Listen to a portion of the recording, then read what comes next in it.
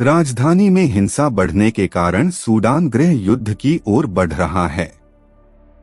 दो प्रतिद्वंद्वी जनरल और उनकी सेनाएं हातूम शहर में नियंत्रण के लिए लड़ रही हैं और लड़ाई पूरे देश में फैल रही है। सूडान के शरणार्थी संकट में मदद के लिए $300 करोड़ की सहायता की जरूरत है। एक महीने पहले भड़की भीषण लड़ाई के बाद करीब 10 लाख लोग विस्थापित हो गए हैं। तो आइए मैं आपको बताता हूं कि यहाँ क्या हो रहा है और आपको दिखाता हूं कि कैसे सुइज कैनाल और हॉर्न ऑफ अफ्रीका के पास सूडान का स्थान इसे भूराजनीतिक रूप से महत्वपूर्ण बनाता है। यही एक कारण है कि दूरदराज के देश इस पर नजर रख रहे हैं। मिड अप्रैल के मध्य में सूडान में लड़ाई छिड़ गई। हमने इसे सड़कों और आकाश में देखा है। सूडान में अमेरिकी दूतावास को साहसी तरीके से खाली कराया गया। 400 से अधिक लोग मारे गए और लगभग 4000 घायल हुए। दुनिया पूछ रही है कि सूडान में क्या हो रहा है। सूडान अपनी स्थापना के बाद से ही संघर्ष में रहा है। पहला गृहयुद्ध अंग्रेजों से आजादी मिलने से 1 साल पहले शुरू हुआ था, क्योंकि देश की आजादी को हाल ही में ब्रिटेन और इजिप्ट द्वारा आधिकारिक तौर पर मान्यता दी गई थी। प्रतिनिधित्व पर नियंत्रण को लेकर लड़ाई अक्सर उत्तर और दक्षिण के बीच होती रही है। और क्योंकि सूडान के पास तेल और सोना है, इन संघर्षों ने हमेशा बाहरी लोगों को आकर्षित किया है जो उस पक्ष का समर्थन करना चाहते हैं जो उनके हितों की सेवा करेगा। आज का संघर्ष एक व्यक्ति उमर अल बशीर के कार्यों से काफी हद तक जुड़ा हुआ है।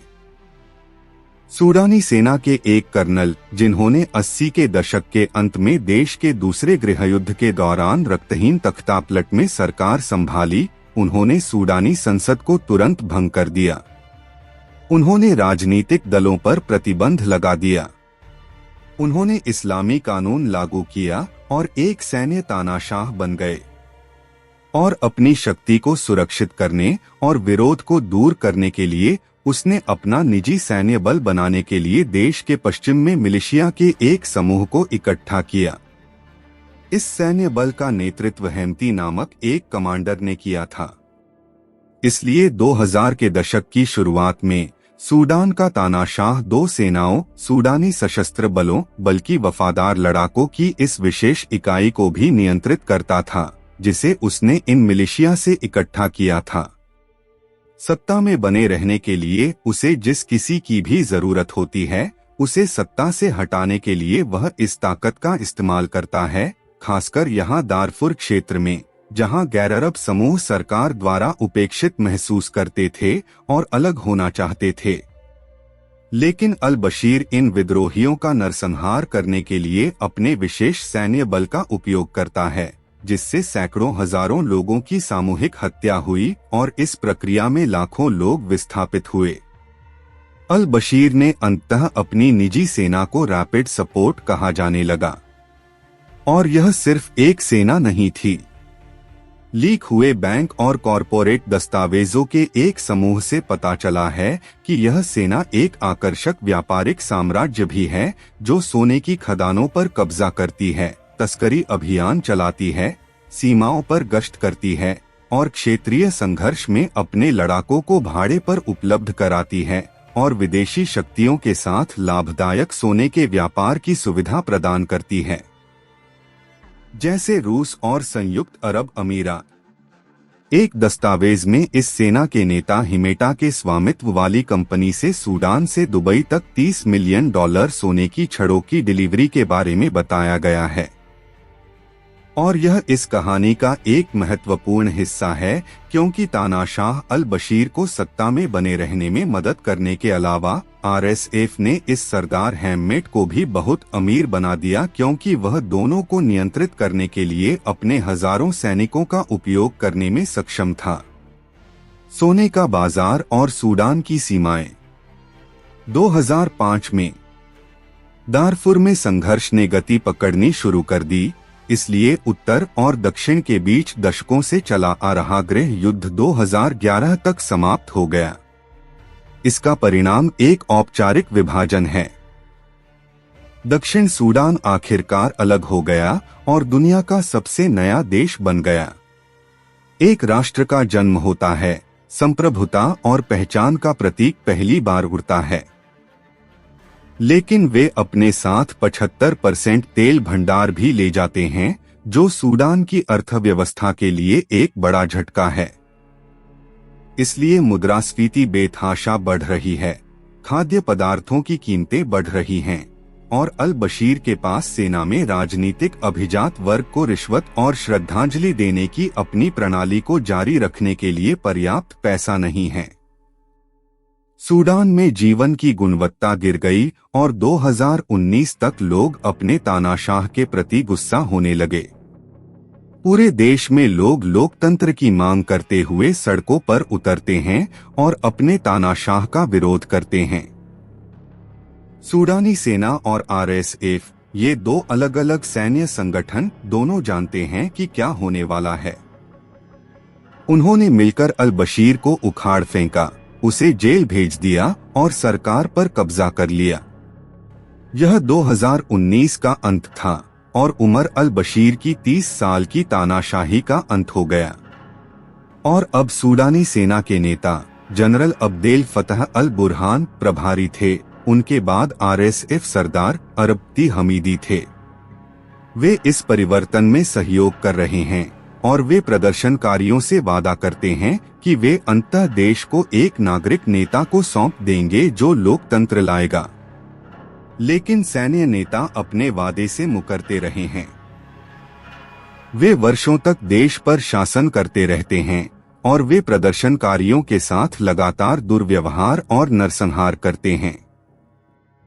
लेकिन इन दोनों सैन्य बलों के बीच सहयोग दिसंबर 2022 में समाप्त हो जाता है, जब अल बुरहान वास्तव में सरकार का नियंत्रण नागरिकों को वापस देने के लिए सहमत हो जाता है।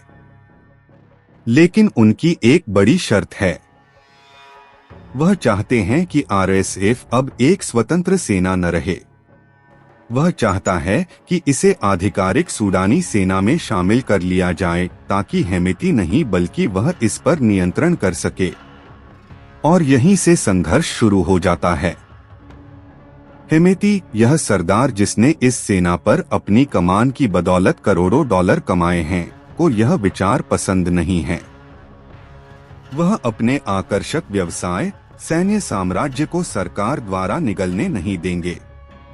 इसलिए उसने फैसला किया कि उसके पास केवल एक ही विकल्प है, सरकार को उखाड़ फेंकना और खुद देश का नेतृत्व करना। अप्रैल 2023 में हेमेती ने अपने 2000 लोगों को अल बुरहान के निजी आवास पर भेजा, जो एक सैन्य परिसर है। इससे गोलीबारी होती है, जिसमें 35 गार्ड मारे जाते हैं। अल बुरहान बाल बाल बच गया, लेकिन संघर्ष खार्तूम की राजधानी और पूरे देश में फैल गया। ये दो ताकतें जिनका इस्तेमाल पिछले तानाशाह ने अलग अलग उद्देश्यों के लिए किया था, अब इस बात पर लड़ रही हैं कि देश पर शासन कौन करेगा। शहर में टैंक घूम रहे हैं और रिहायशी इलाकों में हवाई हमले तेज हो गए हैं, दूतावास खाली हो गए हैं। विदेशी देश अपने नागरिकों को निकाल लेते हैं, लेकिन कई सूडानी नागरिकों के लिए त्वरित पलायन कोई विकल्प नहीं है। उनके लिए कोई हेलीकॉप्टर बचाव दल, कोई अंतर्राष्ट्रीय काफिला नहीं आ रहा है। इसलिए वे अपना सामान समेटते हैं और अपना घर छोड़ देते हैं, संघर्ष से भागकर पड़ोसी देशों मिस्र, चाड या दक्षिण सूडान की ओर चले जाते हैं। और जल्द ही यह संघर्ष, जो ऐसा लगता है कि नियंत्रण के लिए संघर्ष कर रहे इन सैन्य जनरलों के बीच है, वास्तव में एक युद्ध में बदल रहा है जिस पर बाकी दुनिया की नजर है। सूडान भूरणनीतिक दृष्टि से एक महत्वपूर्ण देश है। यह नील नदी पर स्थित है, जो इजिप्ट की जीवन रेखा है। यह हमारी वैश्विक अर्थव्यवस्था के महत्वपूर्ण अवरोध बिंदुओं सुइज कैनाल और द हॉर्न ऑफ अफ्रीका के पास इन बंदरगाहों का घर है, जहां से विश्व व्यापार का 10% गुजरता है, जिसमें भारी मात्रा में तेल भी शामिल है। दुनिया भर के ताकतवर देश यहाँ सैन्य अड्डा बनाने की कोशिश में लगे रहते हैं। वे वैश्विक व्यापार के लिए इसके महत्वपूर्ण महत्व के कारण ही अड्डों और बंदरगाहों पर नियंत्रण करना चाहते हैं। सूडान संसाधनों से भी भरा हुआ है, सोना, जस्ता, क्रोमियम और लोहा। यह वह चीज है जो विदेशी देशों को चाहिए और चाहिए। इसलिए शक्तिशाली देश इस सैन्य कमांडर के टकराव को देख रहे हैं और मूल्यांकन कर रहे हैं कि उन्हें किसका समर्थन करना चाहिए, जो भविष्य में उनके हितों की सबसे अच्छी तरह से रक्षा करेगा। संयुक्त अरब अमीरात इस सब में एक बड़ा खिलाड़ी है। वे सूडान का अधिकांश सोना खरीदते और परिष्कृत करते हैं और इसका एक बड़ा हिस्सा हेमेती और उसके सैन्य व्यापार साम्राज्य से आता है। यूएई ने हेमेटी को भुगतान भी किया है और अपने कुछ सैनिकों को यमन में अपनी तरफ से लड़ने के लिए इस्तेमाल किया है। तो इन दोनों के बीच यह पारस्परिक रूप से लाभप्रद संरेखण और संबंध है। लेकिन सूडानी सशस्त्र बलों ने भी हाल के वर्षों में यमन में लड़ाई लड़ी है और यूएई ने बंदरगाहों को सुरक्षित करने और खनिजों तक पहुंच के लिए सैन्य सरकार के साथ समझौते किए हैं। इसलिए यूएई अब ऐसी स्थिति में है जहां उन्होंने इस संघर्ष के दोनों पक्षों का समर्थन किया है। एक अन्य देश जो भूमिका निभा रहा है वह लीबिया है, जहां इस सरदार खलीफा हफ्तार का हेमेटी से मजबूत संबंध है।